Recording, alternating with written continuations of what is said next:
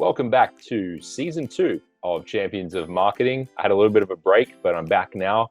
And my guest on today's episode is Wes Lewis. He works at Software One as a software portfolio advisor. Now, the reason I got Wes on today's episode is even though he's in sales, he's doing a lot of his own marketing on LinkedIn by creating some really cool, humorous videos tying back to what he does at Software One. So the purpose of today's interview is just to show sales reps how they can take control of their own networks, their LinkedIn networks, their professional, their social networks, and use their creativity that they have to put out their own videos. There's no reason that you need to rely solely on your marketing team to do the job of marketing for you. If you feel like you're creative and can put out good content, then go ahead and do that. So for anyone that wants to check out Wes on LinkedIn, I will put a link in the bottom of this video, whether that's on LinkedIn or YouTube, to his profile. He's putting out some really good content. If anyone runs their own business and is interested in purchasing software through a great reseller, Software One is a fantastic partner. I've worked with them personally before at my role at Adobe in Sydney. Amazing group of people, especially Wes. So without further ado, let's get to the episode. Hello. There he is. Hello. Good to see you. Yeah. How you doing? Pretty good, man. Pretty good. It's been a while. I was so excited to see that you lived in San Diego. I thought for some reason you were back in Wisconsin. Well, it's been a journey. When I left Australia, I went to Wisconsin for a few months, and then the missus got a job out here, so we moved out here. And we were in, you don't know the San Diego area yet, but you will. But we were in Del Mar for a while, and now we're up here in Carlsbad. And yeah, it's pretty sweet. But yeah, I'm excited for you to come down. Yeah, man. I've been studying the Google Maps of San Diego, so I feel like I'm pretty well versed in the geography. Yeah, it's cool. And you guys aren't looking to buy, are you? Not right now. I think initially what we want to do is maybe rent for a year or so. Get to know the area. And then just see, what the market looks like, in a year from now. Yeah. And I just asked because, well, first of all, most of the time people ask that in California, it's because they have a real estate license and they want to, they're hustling. They want to get some commission and sell you a house. But now Whit works for Compass. You must have seen signs for they're a real estate agency. Yep. Yeah.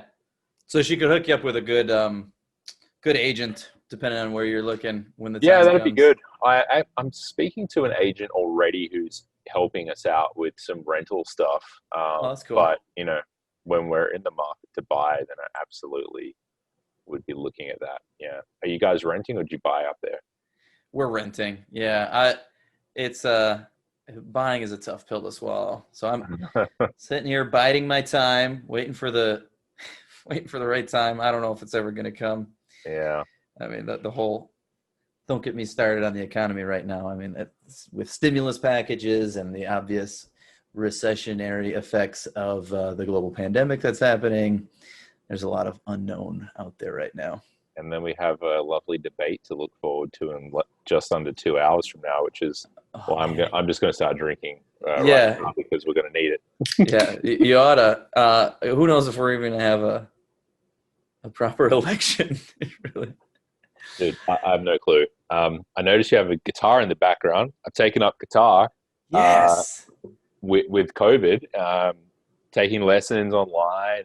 Dude, that's awesome. Yeah, learning the blues. That's my goal. Is oh my gosh, seriously? Yeah. So my next video is going to be a blues song. Oh, sweet. So basically, I was on a call with a prospect, super cool dude, and I noticed he had a bunch of guitars in back of him. And so I started talking to him about guitars, and then I got I just kind of because I've always owned guitars and I've always played guitar, on and off, but I haven't played guitar in a long time. But after talking to him, I got all fired up, and so I busted out my guitar and started playing it again. And then when I just went home, I met with my old buddy that he's still like, he's got this awesome studio up in his attic. And I was like, dude, lay down like, what do we call it? It's a 12-bar blues riff for me. Yeah. And I'm going to write some lyrics for it. And so like, you know, we kind of like workshopped, like, yeah, I want it to sound kind of like this, da da da da da. And he just sent it to me, and it sounds awesome. And he soloed over it after a while, and it's going to be great. But that's like, he has never played blues before either. Like, it's just a coincidence that like blues is, I just feel like for guitar enthusiasts, blues is it's the right genre. Well, I just love listening to blues music. And my dad listened to it when I grew up as a kid. So it was like what you just hear. It's not like I loved it as a kid, but then when I got older, I started appreciating it. And I've just been, on a blues tear right now. And my teacher's been really good at teaching me some blues stuff. I just bought this ebook, which, has helped me out. I've been practicing the pentatonic scale for an hour a day for 2 weeks. And I'm at a point now where I'm like, actually, it sounds good. And I'm like, hell yeah. Dude, that's awesome. Nothing is more fun than playing music once you are able to play music and you're not making noise. Yeah. Dude, that's awesome. Actually, a lot of the stuff like this is happening in the pandemic. A lot of little silver linings. Mm-hmm. Whitney is about to start taking ukulele lessons. I don't know if you can see the tiny little guitar next to the guitar there. Yeah, I thought that's what that was. Yeah. That's her uke. So she's going to start doing that. And it'll be a fun little thing to have there. Didgeridoo. Oh, support. Can you believe it? Representing the heritage.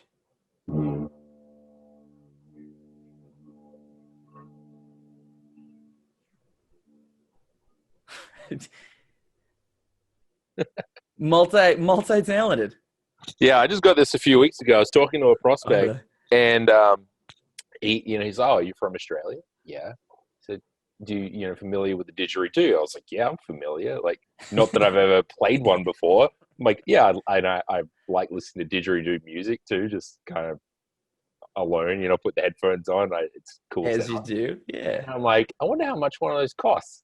I go to Amazon, and I find this one for $40. It's not even wood. It's a composite material, but it looks like wood, and it's really easy to play. And that's like, I haven't even taken a lesson, but I just messed around with it for a few hours, and I was like, oh, that's how you do it. Amazon's nuts. Type in whatever, and they've got it for half the price that you thought it was going to be. Yeah, that's why I bought one Amazon share the other day, because I was like, I give them enough of my money. Let's see if I can some back here. I want a piece of this action. Yeah, exactly. Well, man, well, I guess we're already started here on this podcast. I like the start of that, so let's just keep it in. Cool. I've been loving your videos that you're doing on LinkedIn, and I think you're getting a lot of traction with them. The last Netflix one that you did got over 7,000 views, which is pretty amazing. Yeah. You're always a pretty funny, creative guy when we work together in Sydney at Adobe. So what got you started on putting out these videos? Yeah. So what I think is, because like you said, I've always been really into the arts and into creativity in general. I mean, that's what attracted me just to look for a job at Adobe where we met originally. But I think there was always something kind of holding me back from really putting myself out there. And a lot has happened in the last couple of years. So I left Adobe to start my own business, and also to go in and be involved in my dad's business and live a really entrepreneurial lifestyle. And it was amazing. It was really cool. When you're an entrepreneur, you're doing literally everything. You got to do the accounting, and you got to do the sales, and you got to do the marketing and the IT and everything. And it was fantastic. But I still had reservations, putting yourself out there in such a way, like creating a business and, just putting it on the web for anybody can stumble upon it and see it. And that's you. And I still had this kind of fear of, maybe being judged or what are people going to think of me and what I'm putting out there. And once the pandemic hit, it took a very difficult thing, which is starting your own small business, and building that. And it made it a lot harder. I could no longer have coffee with prospective clients or partners or anything like that. It made it a lot harder to build rapport. And ultimately, I took up shelter in an established partner of mine of Software One. I've got a history with them. I love the company. I've owned their stock, speaking of shares, for a long time. And, when Whitney and I talked about, what's life going to be like, we wanted to get some kind of stability in life, given that the whole world was going nuts. The entrepreneurial lifestyle, while it's exciting, it sometimes can be, really tight at other times. Yeah. So I made a video about it. I said, I'm taking my talents back to Software One, and it kind of a switch flipped. And in my head, it was like, you know what, I did it. I put myself out there. I had this dream of always starting my own business, and I've done that now. And for some reason, I was still holding back. And now that I've done that, and I still, I'm finding myself back at a company that I love. I'm not, I have no regret about any of the decisions, but what I came to realize is that I don't have time to hold back anymore. And I said, you know what, I think what I put out there is good, and I'm gonna do it. And lucky for me, and what contributes to a lot of those views on LinkedIn is that Software One is incredibly supportive. A lot of my colleagues like reshare it and stuff like that. And another thing that really just helped encourage me to continue down this road of content creation is my boss, who, for all intents and purposes, he's a sales manager, and he should be focused solely on the raw numbers, and you got to be sealing deals and whatnot. But he said something to me. First of all, he's really encouraging. He said, I love the content you're putting out. Keep it up. But he also said, look, if someone doesn't like what you're putting out there, you don't have to do business with them. And that again, like, was another kind of aha moment for me.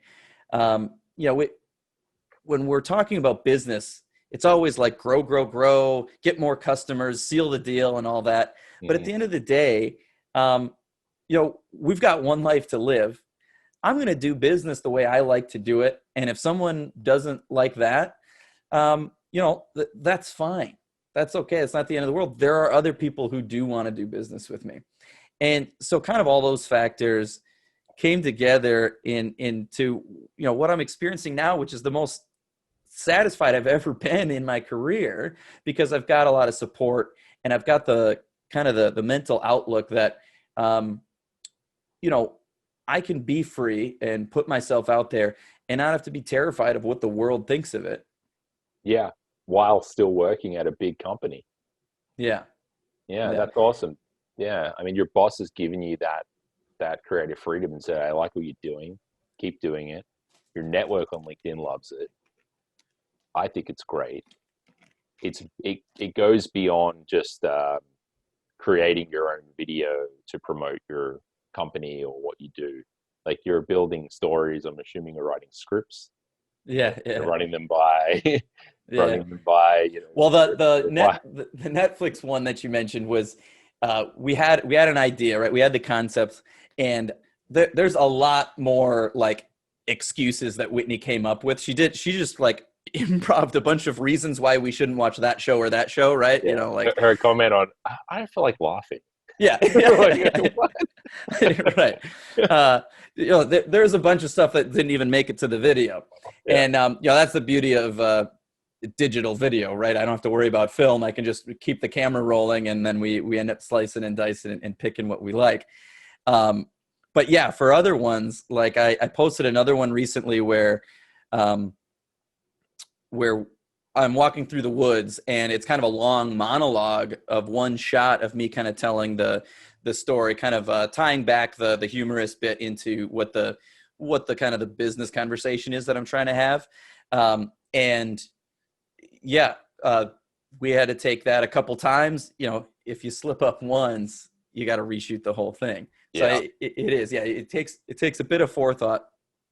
Um, but I enjoy doing it. I'm lucky to be at a place that, supports it. And Have you got other people in your team now that are inspired to do this? so that's what's cool is we've had workshops because it's been getting a lot of attention internally. And the thing that I'm trying to support among the rest of the team is that, I have my particular personality and my way of selling myself.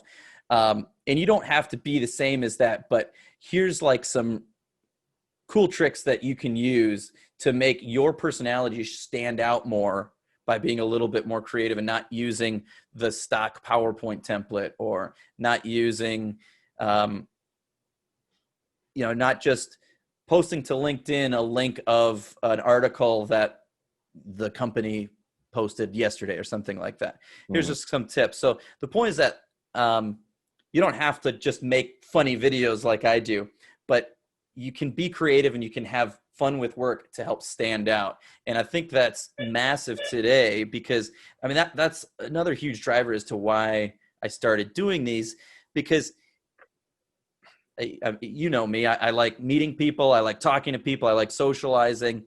And I just can't do that. And it's almost like, like it's bursting out of me. And so in an effort to kind of show my personality and interact on another level with customers and prospects, I started making these videos.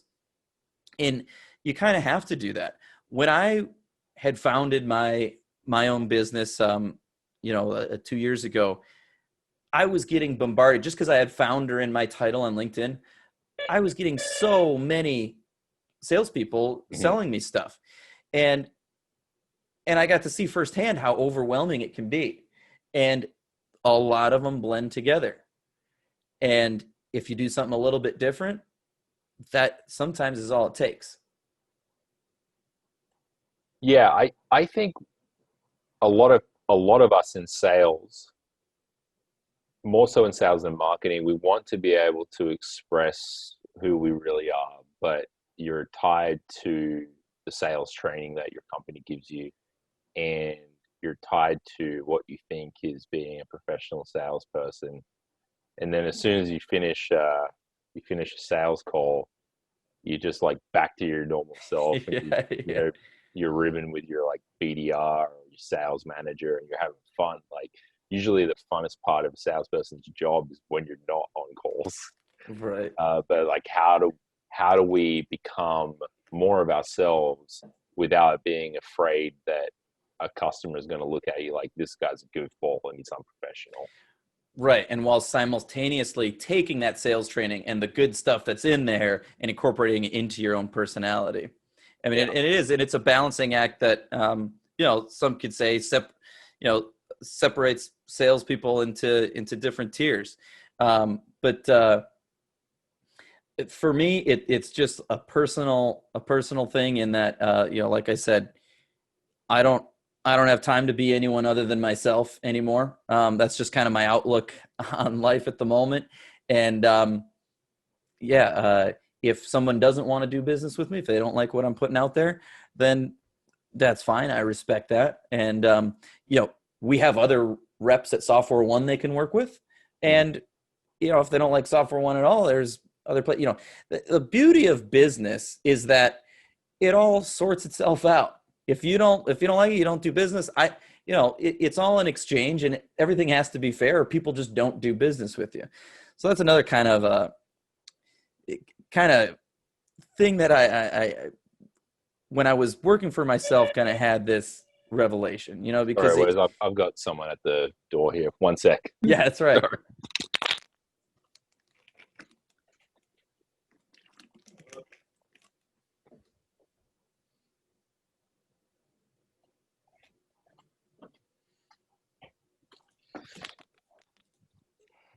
Okay, I'm gonna have to cut that out. It was Amazon, obviously. Go figure. Yeah, they're showing up like every 20 minutes at my place. Yeah. And now that I have a dog, I hear about it every time. It's like a really sweet dog, but like mailmen, suddenly he's just a little guy, but he thinks he's a tough guy. But yeah. to the point I was trying to make, it's just that I've also kind of been in part of why I wanted to start my own business is I'm a huge fan of startups and disruption to existing paradigms and doing things smarter and different and more modern. And for years, and certainly at the start of my career, I was doing this. You get on the sales call and you pretend to be this professional sales guy, but nobody, well, okay, very few people out there only live for their job. We get off that call and we like guitar, or we like snorkeling, or we like going to movies. We have other facets of our lives that we're passionate about. So why should we act like we don't? Why shouldn't we, why not talk about Netflix, which, I love watching movies on the couch when we can decide on what to watch. Why not talk about that on LinkedIn? It's our lives don't have to be so segmented. Business and pleasure, who says they can't mix? So I guess that's kind of what the point I was trying to make with that. Yeah. So what's your creative process when you're thinking about making a video? So I start with the concept that I want to talk about, whether it be a particular service that our company offers or more of a higher level kind of value prop angle. Mm-hmm. And then I try to just think, how would I explain this to my mom or to somebody who has no idea what all the real nitty gritty IT, asset management, service management, all that stuff, someone who just isn't privy to all that. How would I explain that? And the way my brain works is with metaphors. I always try, or an allegory or something like that. And I've found that, it not only resonates with people who don't have the context that myself or my customers and prospects have, but those who are really familiar with all that totally get a kick out of it. Yeah. So I start with the concept that I want to deliver and kind of work backwards in terms of a creative process. But it's about taking these concepts and getting them down to the simplest level, and then finding some piece of our everyday life to tie it to. Mm-hmm. Yeah, I think that especially in the business that you work in, like for a software reseller, a lot of people, it's hard for them to wrap their heads around, like, why would I go to Software One and buy Adobe from Software One? Like, well, I'll just go straight to Adobe. And then I think you have a video on that, right? So, I like the way you explain it. And it really, as you mentioned, like, how would you explain it to your mother? And that's sometimes the best way to explain things to a mass audience, like on LinkedIn. Yeah. And if you knew my mother, you'd know how big of a challenge that was as well. Good thing she's not on LinkedIn, or I'd ask you to clip that one. No, she's the best. I tell her, oh yeah, a bunch of people liked my video, and our marketing department reshared it on LinkedIn. And then my mom turns around and tells my grandma, Wesley is the head of marketing. He got a big promotion. She doesn't talk like that, but like everything I tell her is like under a huge magnifying glass. Like, one time, my brother is he's really into it's a certain traditional drumming in Japan called taiko.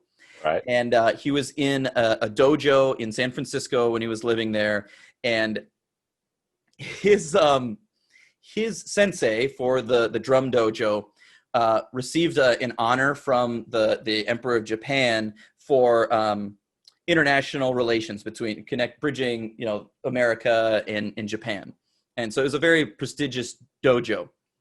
And Ross told this to my mom, and my mom turns around and says, Ross got an honor from the Emperor of Japan. It's like my brother was named outright, called out by the Emperor. Dude, that's classic, like, small town mom. That's Yeah, like yeah, yeah. very similar to my mom. It's great. If I ever need an ego boost, I just go home. So like at the moment, I'm riding high because I just got back. I just flew in last night from Wisconsin, from visiting there for 2 weeks, and yeah, I got a good dose of mom's enthusiasm. I bet. I bet. So what are you using then for editing?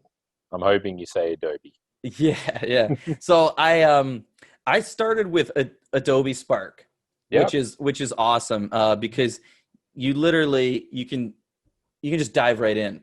Oh, it's great. Uh, It's so easy to use too. yeah. Yeah. And that's what I've been like some of my teammates, I've been suggesting to start with that just because, like you said, it's so easy. But as I get more into it, I get more excited about it. And I've been digging into Premiere Pro now.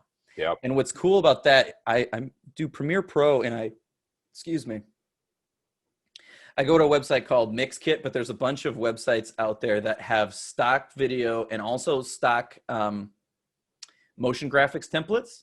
So if you saw my beard video, I do this like montage where I'm like doing research about beard care and this and that. And there's like overlays of data processing and things Yeah. like that. And it was all these motion graphics templates. And all I had to really do was import the template in there and then type beard related stuff into it. And it makes it look kind of fancy. But What's that website called? Mixkit, Mixkit. All right. Mixkit, and it might be .co, not .com. Okay. And then once you have it, if you're familiar with Premiere Pro, it's really easy to use. Yeah. But you can search for a video on how to do anything at this point. So there's been a lot of like self teaching, which is cool because I enjoy all of it. So Yeah. I've spent time like getting to learn things, and I think part of that is why I moved from Spark to Premiere, right? Like I started doing Spark for the first couple videos, but I kind of craved more. It's like, all right, I'm getting used to this. It's not really challenging me anymore, and it can't do a lot of what's going on in my head. So I stepped up to Premiere Pro, and sometimes I even do editing in Premiere Pro and then put it into Spark for the voiceover in Assembly because it's just so easy. And then it's in the cloud and it's easy to share. But yeah, it's just been really fun. I'm achieving sales goals in terms of engagement and things like that. But I'm also learning a lot and getting a lot of satisfaction and kind of outlet of my own creative drive. Yeah. Well, I'm really keen to see what this next one looks like. Yeah, no, I'm excited You about it. wrote a song, right?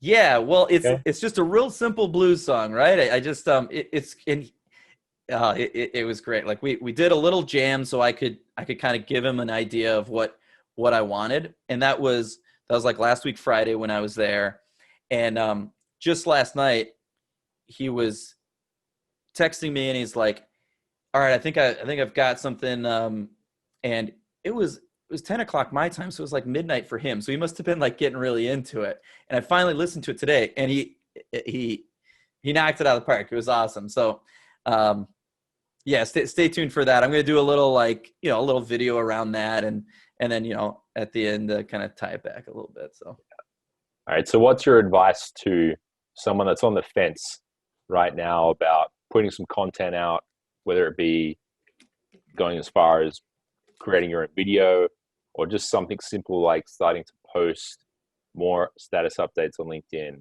a blog post, something like that, just to help market themselves, market their business? Because a lot of the times as a sales rep, you might not really be happy with what your marketing team's doing for you, and maybe you're not feeling like you're getting inbound leads or enough brand awareness in your market.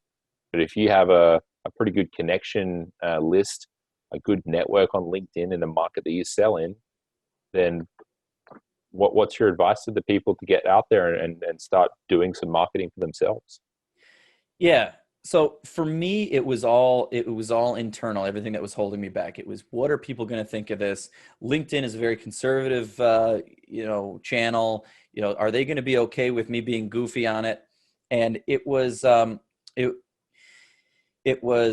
having the paradigm shift too. First of all, when you put something out there, not as many people see it as you think they are. You think you're going to put something out there because you want everyone to see it, right? Because the idea is that you're selling it, right? You want it to be a Super Bowl commercial so everybody sees it and they call you up and they want to buy whatever it is you're selling. But that takes a lot of work to get an organic post to a huge level of visibility. So put those fears at ease, because your first few posts are going to start slow. They're not going to have a huge audience, and the audience that is going to be there is going to be the people that are already interacting with you. And so that's going to be people who are probably going to be more versed to like what you're putting out anyway. They already have your kind of same frame of mind, and they're going to be supportive. And so it's just that first step. It's like in your episode with Corrado, he was talking about mind, body, and exercise and that whole experience. But for me, it's exercise is all about momentum. To start working out after not worked out for 2 weeks is so much harder than working out for the 15th day in a row. You know, it's about momentum, but getting over that hurdle can be really hard depending on, you know, what's holding you back. And for me, it was the social aspect. And if you start small, so a piece of mine was with Adobe Spark and with the stock video on Mixkit, I was able to do mostly stock video and a voiceover of me with a short video of me on the end. So my face wasn't in it as much, and I didn't, you know, I wasn't like, I didn't feel like I was being that risky at first. Yeah. So I started pretty conservatively, and it, you know, the audience was not huge the first couple times, right? Because it's just your network, and if you haven't posted before, LinkedIn, for example, their algorithms aren't going to start connecting you to other people that think that they will enjoy your content because you haven't really been putting that out yet. So, yeah, just do it. Yeah, the old Nike slogan, "Just do it," is the best advice I can give. Whatever it is, even if it is just a post, and if that's if you want to start really small, one bit of advice is take one of the articles that you have from your company's blog or marketing team and just reshare it. But instead of just resharing it, type what you think about that article. Put your own point of view on it, make it personal, and then that helps. It just makes all the difference in the world. And even little things like that, once you get a few likes, it helps you to feel good about it, and it just kind of self-encourages that behavior. And before long, you'll look forward to hitting the upload button and seeing what people have to say about your videos. Yeah. I like your point about the fact that you'd be surprised at how little views you get, you know, initially. So yeah, just test it out. Put out a couple of videos, put out some pieces of content. If your first video goes viral, it's because it's really amazing, and then that just proves that you should have been doing this all along, or it's super controversial, and then maybe you should just stop.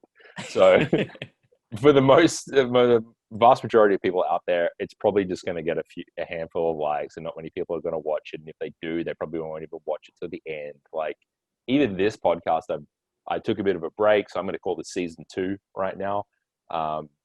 And I don't think many people are probably going to watch this all the way through. And if you do, I'll buy you a $20 gift card to Amazon for anyone that's listened all the way to this point. Send me an email that just says champions of marketing. Just say champion. The first person that does that, I'll buy you a $20 gift card.